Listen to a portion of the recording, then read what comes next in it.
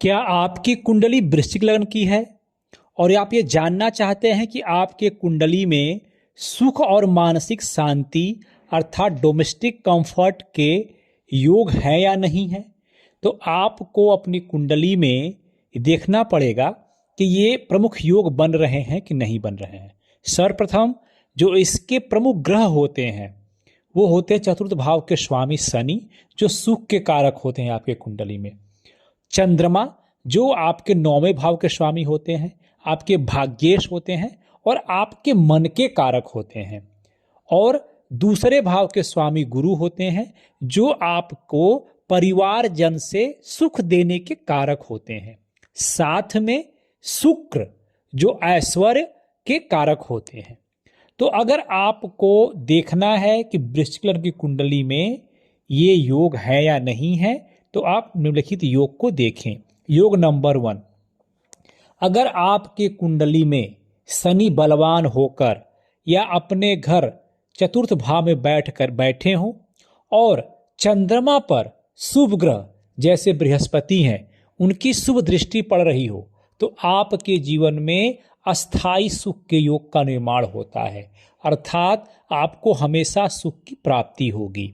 दूसरा योग, अगर आपकी कुंडली में गुरु या चंद्र की युति अगर बन रही हो, जिसे हम गजकेसरी योग के नाम से भी जानते हैं, अगर ये योग केंद्र में या त्रिकोण में बन रहा हो तो अति उत्तम होता है।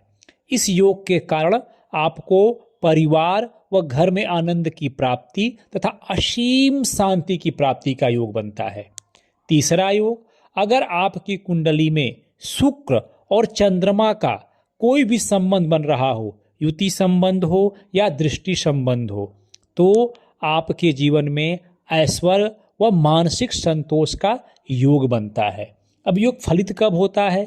जब भी आपके जीवन में या कुंडली में शनि, चंद्रमा, शुक्र या गुरु की दशा या अंतर्दशा आएगी, तब ये दशाएं आपके सुख में वृद्धि करेंगी।